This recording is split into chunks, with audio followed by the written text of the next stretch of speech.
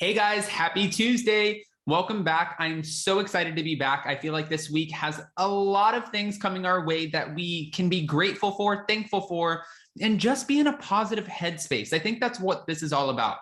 Now, I know that I didn't do Wake Up and Adam this morning, but I did go on. I'm doing Reality with Derek Z on NBC. So we're going to be talking about the Mary Cosby parents interview. We're doing a little bit of press stuff. I think it's super exciting, and I can't wait for you guys to see because I don't think it's going to be what you think. I'll leave it at that. Now, we're not back to talk about that, though. We're actually back to talk about Erika Girardi, Tom Girardi, the Girardi scandal, and what's going on now. We have all the details and more. So before we jump in, if you guys haven't already, go ahead, smash that like button. If you're not subscribed, get subscribed. And don't forget to hit that notification bell because, well, you don't want to miss anything we have coming up. With that, let's jump right in. It's time for all your binge-worthy pop culture news. Welcome to Up and Adam. All right, guys, so thank you to Radar Online. There was a new article that came out saying victims of Erika Jayne's estranged husband are one step closer to answers in court. Now, as soon as I saw this and it said exclusive, I'm like, wait a minute, we've been following the Girardi scandal since the beginning. So every time I see a new Girardi headline, I want to know exactly what's going on. Well, apparently, the lawyers working on investigating Real Housewives of Beverly Hills star Erika Girardi and her husband, Tom Girardi, have now uncovered a new bank account in the once respected lawyer's name. According to court documents obtained by Radar Online, we love Radar over here, by the way, the trustee presiding over Tom Girardi's involuntary Chapter 7 bankruptcy is asking for permission from the court to demand records from Western Alliance Bank. Now, it's no secret, and we talked about this before, that Girardi is accused of owing over $101 million to various creditors, debtors, the list goes on, including many of his former clients. He is accused of screwing a group of orphans and widows out of $2 million. Obviously, we know about the Rue Gomez family. I mean, watching The Housewife and The Hustler, it was just tragic because we heard from a lot of the Girardi victims and listening to their stories. If it didn't break your heart, I mean, I don't know whose heart it wouldn't break. It was just sad. Like the whole documentary had me in tears, but I'm a Cancer. I'm emotional. I cry all the time anyways, now we know that everyone is trying to get their money back and they're trying to do this the best way possible, but this will be a long drawn out process. The trustee who took over control of Girardi's finances claims to have spent several months going over the disbarred attorney's records, and in court documents, they reveal that there are multiple bank accounts that were uncovered, and they need the bank statements to fully understand what they're looking at. In the motion, the trustee says she hopes the statements may shed light on the debtor's 17 financial history and potentially uncover assets that belong to the bankruptcy estate. Any money recovered could potentially be used to pay back the many creditors. The judge signed off on the request, which means the victims will soon find out if more money is available to pay off the debts. Now, again, as Radar previously reported, the bankruptcy judge recently signed off on the orphans and widows being allowed to pursue legal action against Erika Jayne over the missing millions. The lawyers representing the parties claims to have financial records that prove Girardi used the orphans' money to pay the bills for Erika's company, EJ Global. This is really sad, and it's the never-ending story. The Girardi scandal is, what is the opposite of the gift that keeps on giving? It's that. But it does keep on giving because there are headlines after headlines. It has slowed down a little bit, but they still keep coming. Let's be real. Now, the Bravo star has denied knowing anything about her husband's alleged misdeeds, and she left him in November of 2020 as his legal problems started to mount.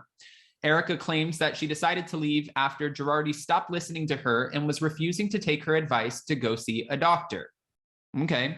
As part of the bankruptcy, the trustee slapped the reality star with a $25 million lawsuit, and the lawsuit is demanding that she return money from her estranged husband's firm, the money that the firm spent over the past decade. She denies all allegations of wrongdoing and has moved for the case to be tossed.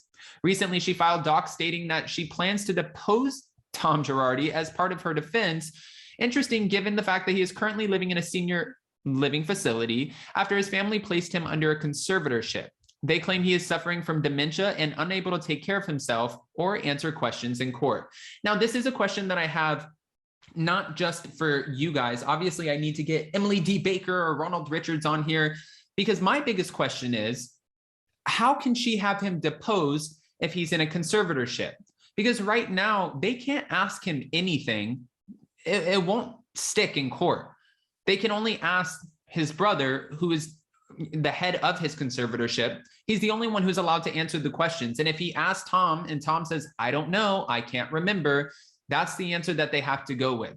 So if Erika's hopeful that they'll be able to depose Tom Girardi and bring him to the stand, I just feel like this might be a stretch. And my other question for Erika, or you guys, if you're in the legal field, if somehow this conservatorship is dropped and they are able to depose him and he comes to Erika's defense so she doesn't have to pay this money back, wouldn't that make him fair game to be investigated and potentially criminally investigated? Which means if they find him guilty of any wrongdoings, it's not just you have to pay money back, but you could potentially spend time in jail. Being under the conservatorship, having, alleged Alzheimer's and dementia, from what I'm hearing, he won't have to serve any time for his alleged misdoings, which is, at this point, mind-blowing. Now, we know that the Real Housewives of Beverly Hills, well, they're filming season 12, and I'm guessing that it should be over any time now. I feel like they've been filming since October, November, so I'm thinking probably February, maybe even March with pickup shots. I can't wait to see this new season. I saw a couple guesses as to what could possibly be going on. And I've even talked to a few people in Los Angeles, friends that I have close to the network and production. And we're hearing that Erika might actually have a man on the side, allegedly. Let's go allegedly. A man who's helping her, maybe even funding her lifestyle. Maybe it's not, funding her lifestyle, but someone she actually likes, someone she loves. Who knows? I do want to see how this plays out, because last season, it was all about the Girardi scandal. Now, do we need more all about the Girardi scandal? Absolutely not. But do I want to see how someone can overcome this kind of chaos? Yeah. I mean, Teresa Giudice, it was a comeback story after figuring out everything that happened with her spending, I believe it was 11 months in jail, and then her husband being deported. They brought her back onto the show, and she completely redeemed herself in the eyes of the fans. Now, obviously not 100% of the fans are going to feel that way, but most of the fans feel like, listen, Teresa served her time. She paid her restitution. She paid his restitution. She's maintained the structure of normalcy to the extent that she could for her family. And now she's found her happily ever after. So people love a comeback story, even though people also love a scandal. I'm curious to see how people are going to treat Erika on this one. Teresa, said she didn't know what she was signing, and she apologized on behalf of everyone that was hurt in the process. For Erika, we have to just wait and see, will she acknowledge the victims? We know that there have been tidbits, but will she really acknowledge the victims? Will her defense team, will they put out a letter on her behalf? What will happen from here? What does the future of this look like? I don't know. But like I said, I'm sure it's going to play out on the Real Housewives of Beverly Hills season 12. Guys, with that, I don't want to just give you this information and not ask your opinion. So go ahead and comment below. What are your thoughts about this and this new bank account? And do you think there could potentially be some money put away that could help the victims?